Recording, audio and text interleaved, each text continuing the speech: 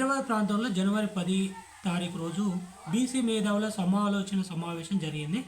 ఈ సమావేశానికి అఖిల భారత బీసీ ఫెడరేషన్ మరియు బీసీ సంక్షేమ సంఘం ఆధ్వర్యం లోపల ఈ సమావేశాన్ని నిర్వహించడం జరిగింది. ఈ సమావేశంలో జస్టిస్ వంగాల ఈశ్వరయ్య గారు తమిళనాడు తరహా తెలంగాణ రాష్ట్రం లోపల రిజర్వేషన్ విధానము ఉండాలని చెప్పేసి ఎస్సీ ఎస్టీ బీసీలకు 67% రిజర్వేషన్ను చేస్తూ ఒక చట్టాన్ని రూపొందించడం అనేటువంటి జరిగింది. మరి దీని మీద మన యొక్క అభిప్రాయము, అక్కడ ఉన్నటువంటి సమావేశంలో ఉన్నటువంటి చాలామంది వివిధ పార్టీలకు సంబంధించినటువంటి వారు, వివిధ కులాలకు సంబంధించినటువంటి వారు ప్రాతినిధ్యం వహించి తమ యొక్క సలహాలను ఇవ్వడం అనేటువంటి జరిగింది.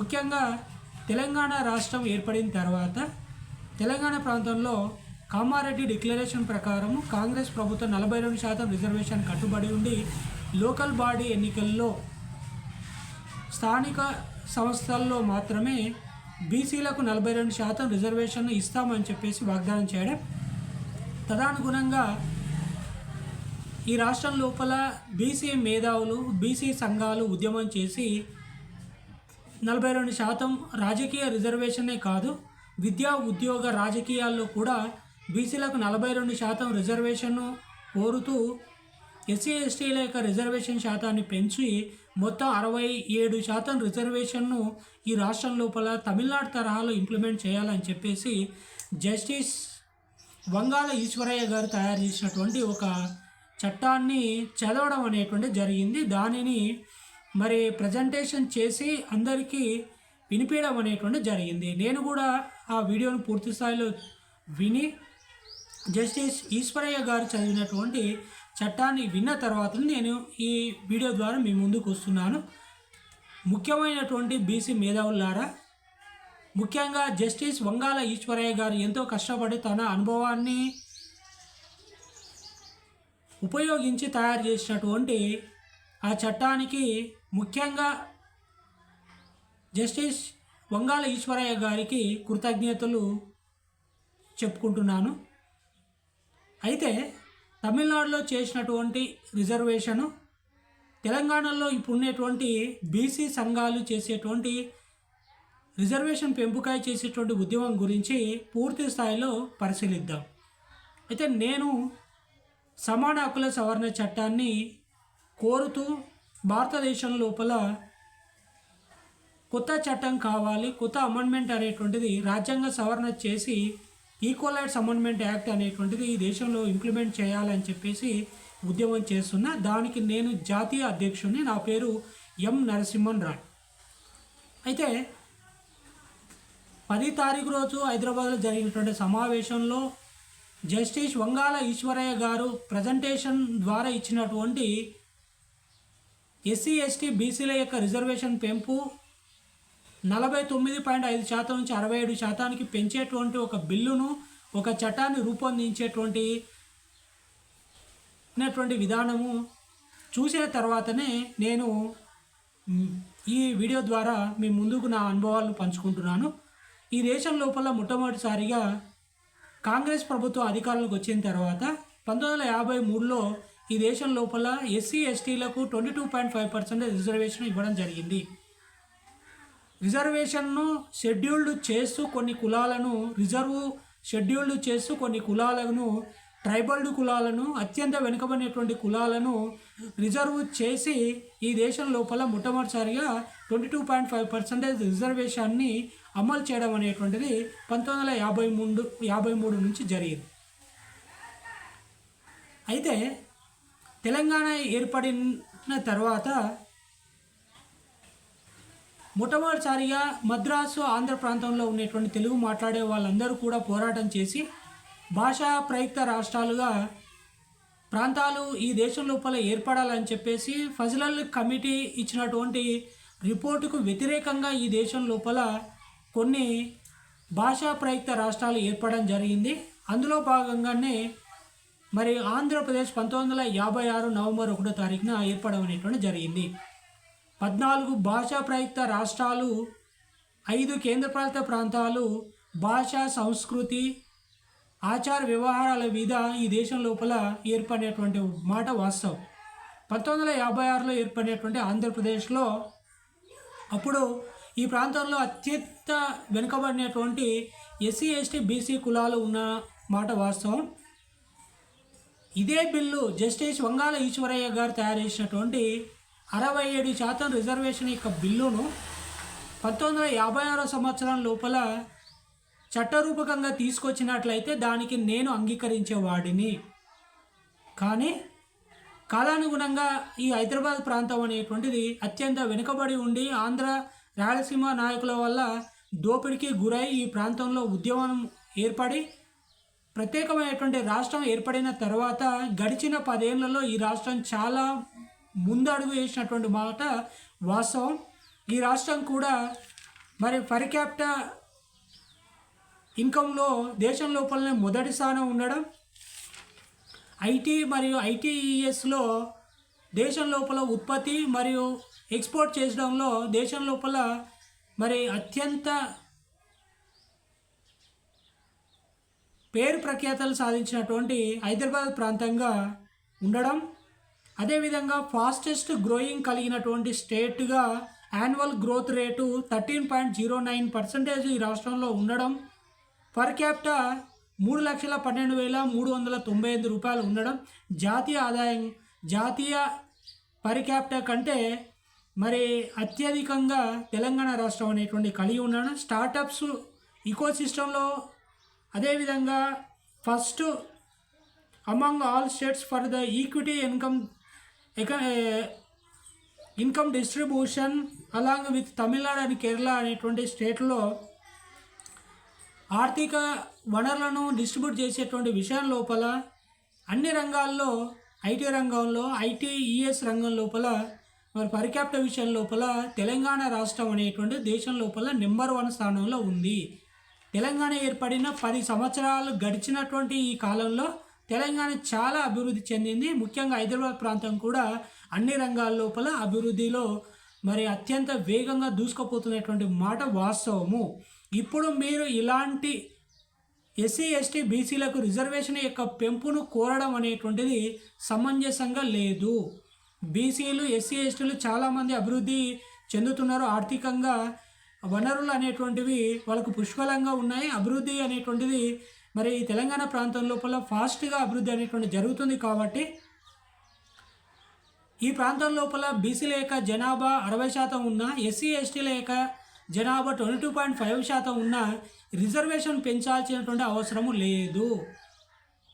ఈ రాష్ట్రం అనేటువంటిది చాలా అభివృద్ధి చెందుతున్నటువంటి రాష్ట్రంగా ఉంది. కాబట్టి ఈ దేశంలో మీరు ప్రతిపాదించినటువంటి 67% రిజర్వేషన్ విధానము ఈ రాష్ట్రం లోపల అమలు చేయాల్సినటువంటి అవసరం లేదు. ఎందుకనంటే ఈ రాష్ట్రం లోపల 67% వెనుకబడినటువంటి జనాభా లేదు. ఈ రాష్ట్రం లోపల పేదరికం అనేటువంటి చాలా తక్కువగా ఉంది. ఈ రాష్ట్రం లోపల అత్యంత పేదరికం నుంచి బయటపడినటువంటి కుటుంబాలు చాలా ఉన్నాయి. అభివృద్ధికి చెందుతున్నటువంటి కుటుంబాలు ఉన్నాయి. కాబట్టి 67% రిజర్వేషన్ విధానాన్ని నేను వ్యతిరేకిస్తున్నాను. మీరు చెప్పినటువంటి విధానాన్ని ఒకసారి మనం పరిశీలించినట్లయితే ఆర్టికల్ 31C ప్రకారము జస్టిస్ రంగాల ఈశ్వరయ్య గారు ఎస్సీ ఎస్టీ ఓబీసీలకు రిజర్వేషను 67% చేస్తూ చట్టం చేయాల్సినటువంటి అవసరానికి సంబంధించినటువంటి ఆర్టికల్స్ను మనం చూస్తే 31C ఇందులో మనకు పార్ట్ 3 పార్ట్ 4 అనేటువంటివి ఆర్టికల్స్ ఉంటాయి. పార్ట్ 3 లోపల ఫండమెంటల్ ఆర్టికల్స్ ఉంటాయి. పార్ట్ 4లో డైరెక్ట్ సంబంధించినటువంటి మరి ఆర్టికల్స్ అనేటువంటివి డైరెక్ట్ ప్రిన్సిపల్స్కి సంబంధించినటువంటి పార్ట్ 4లో ఉంటాయి. ఫండమెంటల్ ప్రిన్సిపల్స్ అనేటువంటి పార్ట్ 3లో ఉంటాయి. పార్ట్ 4లో ఉండేటువంటి ఆర్టికల్ 31C ప్రకారము నిర్దేశించబడినటువంటి అన్ని లేదా ఏదైనటువంటి సూత్రాలను భద్రపరిచే దిశగా రాష్ట్ర విధానానికి ప్రభావం చూపే ఏ చట్టము దానికి విరుద్ధంగా ఉన్నందున లేదా తీసివేయడం లేదా సంక్షిప్తీకరించిన కారణంగా శూన్యమైనదిగా పరిగణింపబడదు. ఆర్టికల్ 14 మరి 9 ద్వారా అందించబడినటువంటి ఏదైనటువంటి హక్కులను డిక్లరేషన్ కలిగి ఉన్న ఏ చట్టం అయినా కోర్టులో ప్రశ్నించబడదు అని చెప్పేసి ఆర్టికల్ 31C అనేటువంటి సూచిస్తుంది.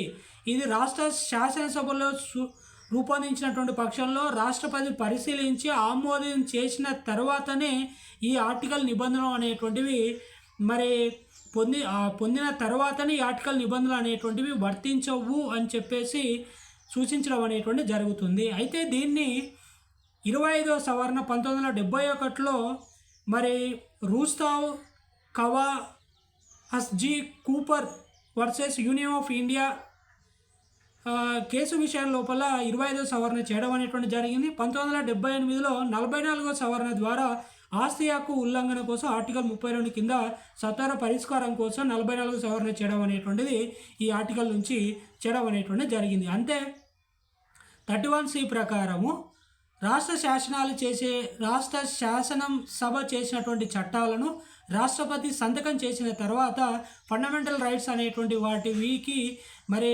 అవకాశం లేకుండా వాటి మీద మళ్ళీ రివ్యూ అనేటువంటిది ఈ సంబంధించినటువంటి ఆర్టికల్ యొక్క నిబంధనలు వర్తించవు అని చెప్పేసి ఈ చట్టం 31C అనేటువంటి ఆర్టికల్ను సూచిస్తుంది.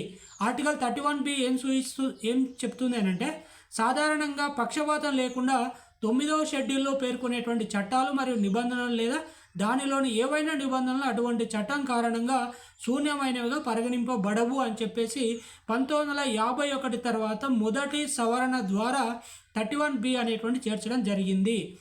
అయితే ఇది Coelho versus state of Tamil Nadu case విషయం లోపల 2007లో 1973 9th షెడ్యూల్లో ఉంచబడినటువంటి చట్టాలు 14, 19, 20, 21 కింద హామీ ఇవ్వబడిన ప్రాథమిక హక్కుల ఉల్లంఘిస్తే కోర్టులో సవాల్ చేయడానికి తెరవబడవు అని చెప్పేసి 9వ షెడ్యూల్ ప్రకారము తెరవబడవు అని చెప్పేసి మొట్టమొదటిసారిగా ఈ యొక్క చట్టం అనేటువంటిది ప్రకారం 31B ప్రకారం సూచించబడినటువంటి జరిగింది. అంటే 1973 ప్రకారము 9వ షెడ్యూల్ ప్రకారము మరి ప్రాథమిక హక్కులకు సంబంధించినటువంటి చట్టాల మీద ఆర్టికల్స్ మీద మరి కోర్టులు అనేటువంటివి మళ్ళీ రీపిటిషన్ వేయడం, వాటి మీద చర్చ పెట్టడం, వాటి మీద తీర్పు ఇవ్వడం అనేది జరగదు అనేది ఆర్టికల్ 31B అనేటువంటి సూచిస్తుంది. 243D6 ప్రకారం వెనుకబడినటువంటి తరగతులకు గ్రామ పంచాయతీల్లో రిజర్వేషన్ విధానం, 243T6 ప్రకారము మున్సిపాలిటీల్లో మరి వెనుకబడినటువంటి తరగతులకు రిజర్వేషన్ గురించి చెప్పడం అనేటువంటి జరిగింది. 9వ షెడ్యూల్ ప్రకారం న్యాయస్థానాలు సవాలు చేయలేని కేంద్ర రాష్ట్ర చట్టాల జాబితా ఉంటుంది. 9వ షెడ్యూల్లో కేంద్ర రాష్ట్రాలకు సంబంధించినటువంటి న్యాయస్థానాలు సవాల్ చేయలేని చట్టాలు ఏవైతే ఉంటాయో అవన్నీ కూడా 9వ షెడ్యూల్లో చేర్చడం అనేటువంటి జరిగింది. అందులో భాగంగానే తమిళనాడు లోపల చేసినటువంటి 69% రిజర్వేషన్ను కూడా 9th షెడ్యూల్లో చేర్చడం అనేటువంటి జరిగింది.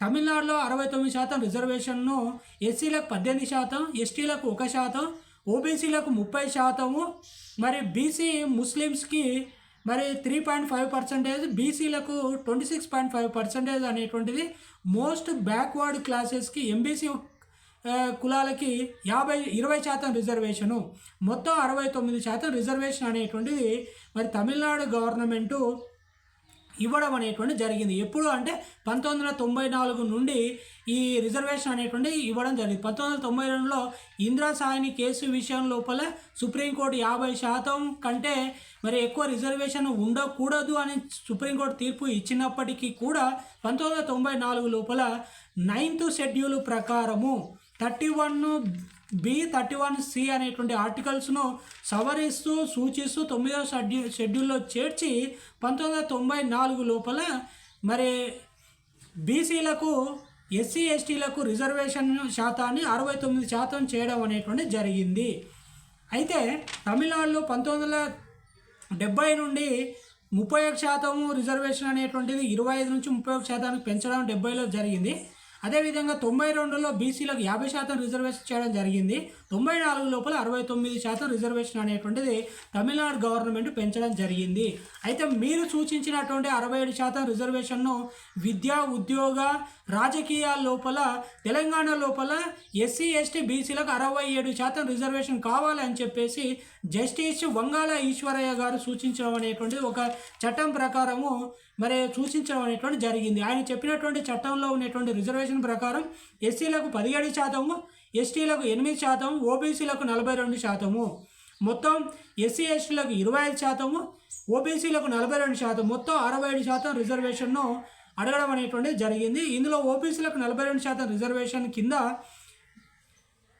ఏ గ్రూప్ వాళ్ళకు 11%, బి గ్రూప్ వాళ్ళకు 15%, సి గ్రూప్ వాళ్ళకు 1%, డి గ్రూప్ వాళ్ళకు 11%, బీసీ ఈ గ్రూప్ వాళ్ళకు 4%, మొత్తం 42% రిజర్వేషన్ను మరి విద్యా ఉద్యోగ రాజకీయ రిజర్వేషన్ కోసం చట్టం చేస్తూ ముఖ్యంగా ఈ చట్టంలో 31B 31C అనేటువంటివి 2 ఆర్టికల్స్ను సూచించడం అనేటువంటి జరిగింది. ఈ 2 ఆర్టికల్స్ కూడా భారత రాజ్యాంగంలో డైరెక్ట్ ప్రిన్సిపల్స్ నుంచి తీసుకోవడం అనేటువంటి జరిగింది.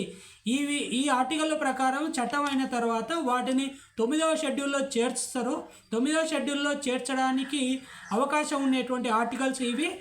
దీని మీద ఎలాంటి కేంద్ర రాష్ట్ర చట్టాలకు సంబంధించినటువంటి ఈ చట్టం మీద కోర్టులు కానీ ఫండమెంటల్ రైట్స్ కానీ ఏ కోర్టులో కూడా పిటిషన్ వేసి వీటిని సవరించేటువంటి అధికారం అనేటువంటిది ఉండదు అని చెప్పేసి ఒక దొంగ చట్టాన్ని తీసుకురావడం అనేటువంటి జరిగింది.